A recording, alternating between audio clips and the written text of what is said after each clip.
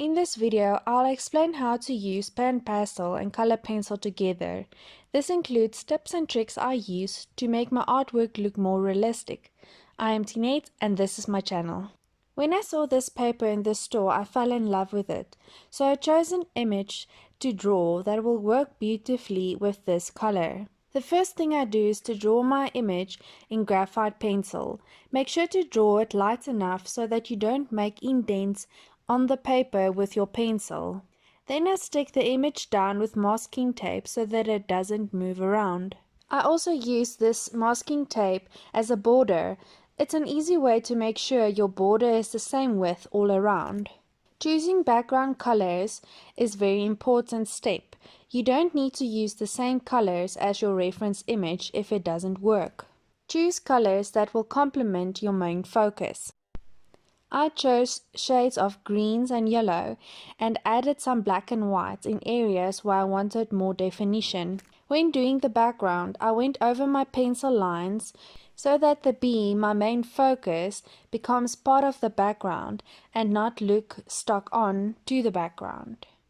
I used lots of layers in my background, building my colors up to where I feel that all the colors and shades has been blended together smoothly. The nice thing about PanPastel is that you can add any color or tone on top of your existing colors and it won't disappear.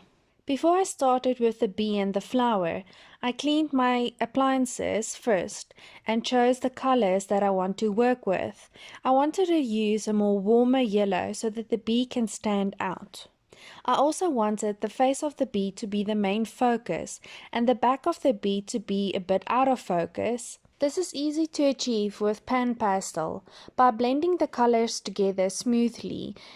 The area looks out of focus and making sharper edges with PanPastel will make the area look more in focus. You can always go in with your pencil afterwards to make the area's edges sharper and more definitive. Drawing with PanPastel is much faster than only drawing in color pencil, so I wanted to complete 90% of the drawing in as much detail as possible with the PanPastel and only adding detail in with the colored pencil. In areas where you want to use a lot of color pencil, don't overload your paper with the PanPastel.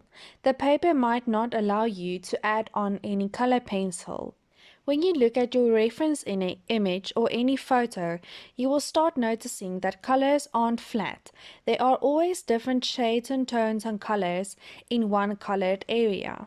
For example, some of the yellows in the bee are more brownish, where other areas in the bee where the yellow seems more orange. Contrast is a big part of art. You need to use it wisely. It can be a big part of your advantage on your artwork. For example, the black in the bee I made as dark as possible, where the light areas are made as white as possible.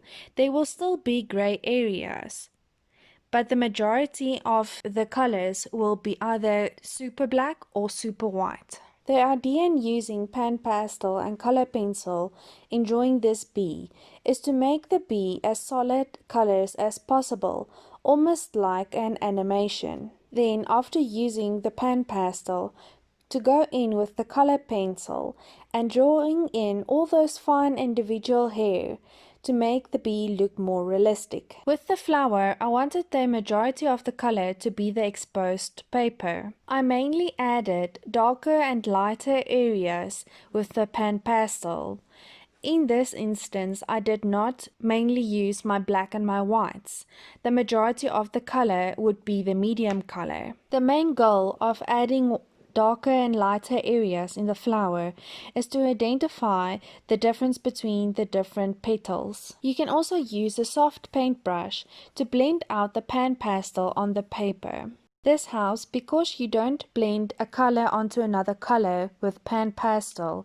If you blend one color or a few colors on the paper and you want it to blend out or fade out onto the paper, it tends to stick down.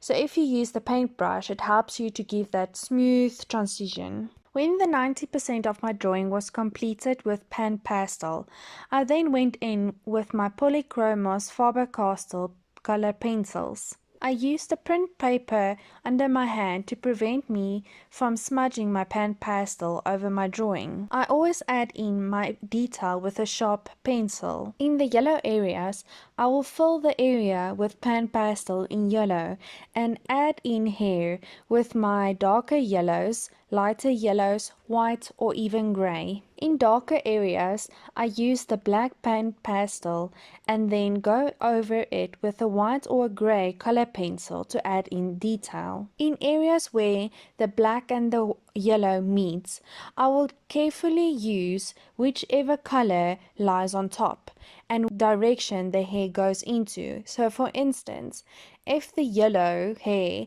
goes over the black area, I will fill that area with yellow fine line so that you completely cover that transition strip between the yellow and the black. Where the bee meet the background, I made sure I drew a lot of thin hair to make sure that the bee still stands out from the background and don't disappear into the background. Because I went over the pencil marks when doing the background, I now need to work over the background, putting in those details. I need to make sure that the edges of the flowers are on the right spots and that they are clearly marked with the pencil or the color that I'm working in. Also adding the pollen lines over the background in a thin pencil. In areas where the background was laid very thick, it was very difficult to get that fine crisp color thin line with the color pencil, so I had to work harder on those areas to get the effect that I wanted. Make sure your pencil is always very sharp. It helps you to get that thin line that you desire. You can always press harder or lighter to get a harder or a softer and brighter effect of your pencil color. My main goal on the flowers with the color pencil was to sharpen those edges of the flowers' petals and the pollen lines with the color pencil, making thin lines to get those nice crisp detail. I hope you guys enjoyed this video. If you haven't already, make sure to like and subscribe to my channel. See you next time.